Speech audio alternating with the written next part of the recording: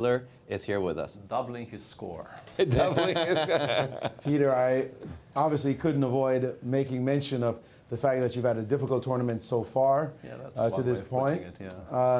Draw today kind of stabilizes things a little bit. Tell us your thinking process coming into today. Well, I just wanted to play a game of chess, and like Bishop d3 is not much, but you know, nobody really has a clear idea what to do against the knight of these days. And Sam did not have any particular prior experience against Bishop d3, but he played what I thought. Well, like I didn't prepare much, but I took a look at the file, and it seemed to me that exactly what he played is probably the sort of the sanest and the best way of replying, and true to form, Sam is generally well prepared everywhere, including lines which he, you know, by rights shouldn't be expecting on the day. And yeah, we got this really strange position in which not very much, I think, was happening at any point. But you know, the one interesting position we had is the one in which he repeated moves, I think, which is kind of curious. And I can see on your screen it says zeros everywhere, but it's very strange. It's like starting from here. I don't really know what either of us wants, which is it's a very confusing position to play because it seems like nothing much is happening. But I think it's slightly easier to play with black because, for instance, like rook c6, rook e8 is a way not to create threats, but maybe to improve, because not much is going on in the e file. But maybe if you double on the c file at some point, something will go to c4, and I think it's harder for me to imagine where my pieces are going. And I was, you know, considering my track record in this tournament in situations where there's a complicated position with not a lot of time on the clock, I was kind of worried. And honestly, I missed something when I saw Bishop d7, and I thought there is this repetition, which honestly, I don't think I'm better. I don't think I should be avoiding repetitions.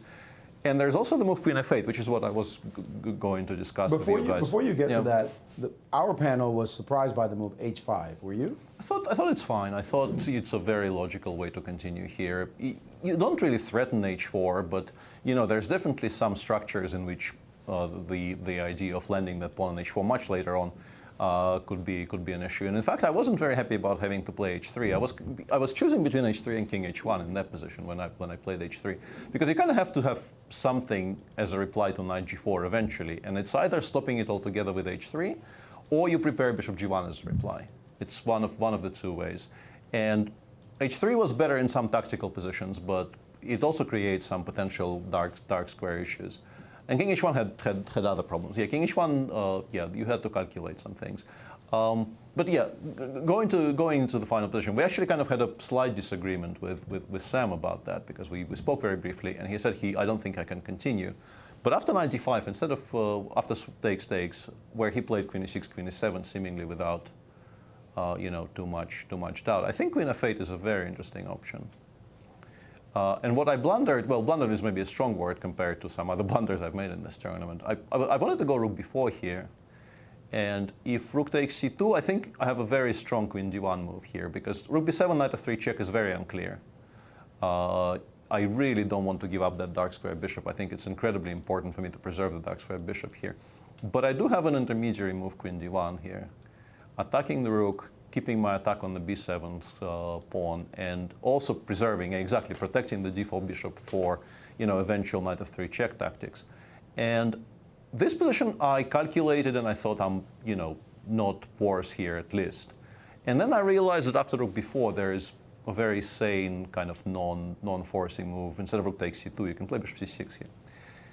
And in my mind, I thought, okay, this allows knight f6 check, so it cannot be good, but I lose the e4 pawn if I do that. And I don't think I have enough compensation, despite winning the dark square bishop. The knight on e5 just does such a good job of blocking all of my, you know, quote-unquote dark square initiative here that I don't think I can do this at all. And I think after bishop c6, Sam said he didn't think he could be better after something like c3. But this is exactly the structure I was going to mention, like bishop d5, e d5, queen e7, or rook c7, rook c7. I don't know which one is stronger.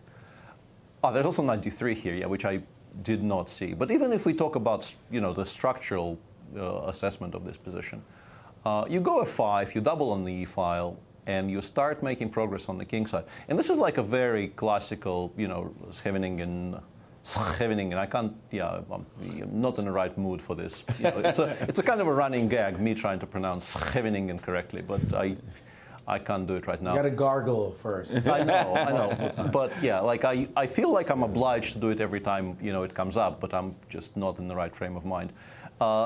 So like, I think bishop takes d5 is a huge, big threat there. And in view of that, after bishop c6, I was choosing between two positions. I can take on e5 and play bishop c4. Or I can play, actually, I think I can play bishop c4 straight away. So there's this position which I couldn't really assess. Or, somewhat shockingly, I think I can go bishop c4, because after knight c4, bishop g7, once again, unless I've blundered something spectacular, which I've done many a time in this event, queen g7, knight f6 is strong, so you have to take with the king, and I go rook c4, bishop d5, queen c3, check.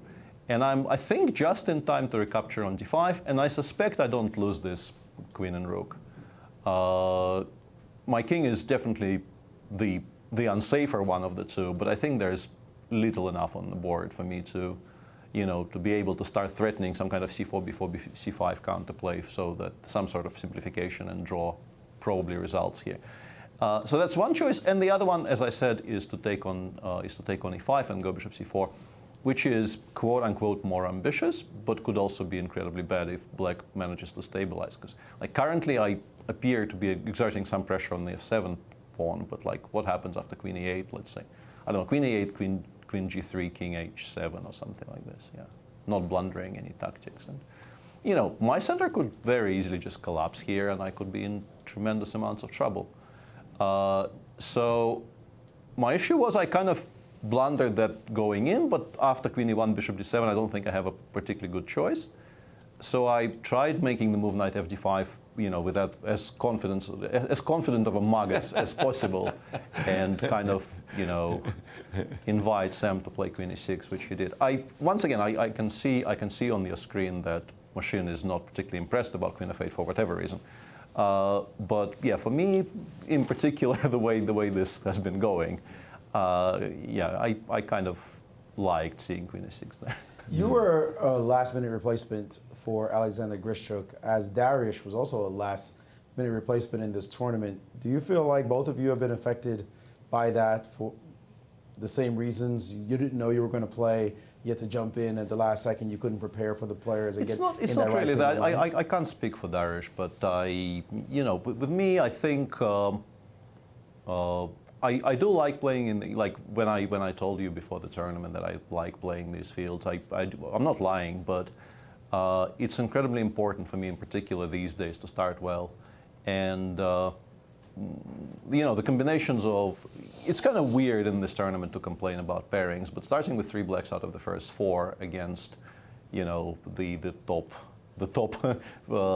3, like I'm playing the tour participants so far, you know, not really playing. I mean, today was, I think, my first game against the fellow wild card.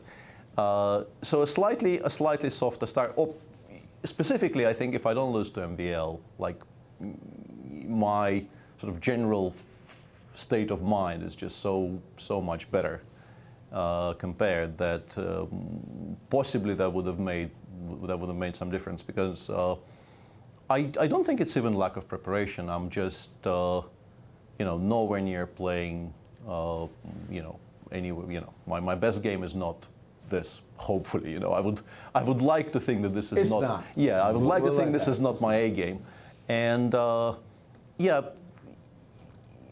you know, the importance of a good start in a tournament like this, really, for me, I think for everybody, but for me in particular, just cannot be overstated. It's just, it makes such a huge difference. Yes, any questions? No, other than Peter, enjoy your rest day, recharge the batteries, and give him hell in the second half. Yeah. What do you plan to do for the rest of it? For a given definition of hell, Yeah. No plans so far. I don't know, whatever presents itself, really, you know. Laundry is probably very important. But also, you did go elk watching. Yeah, but I don't think we were doing that again. I can't really force Alejandro to. Although, like, force is maybe a strong word because it was enjoyable, but, you know. I like the elks. We had a good time over there. We did have a good time, but, like, we've done that. The check, like, there's already Checklist. Yeah, There's a few more things around St. Louis I'll have to show you around. Yeah, there's the. We'll see what can be done. Yeah. All right, well, begin your rest now and then take entirety of tomorrow to get ready for the next day. Thank you.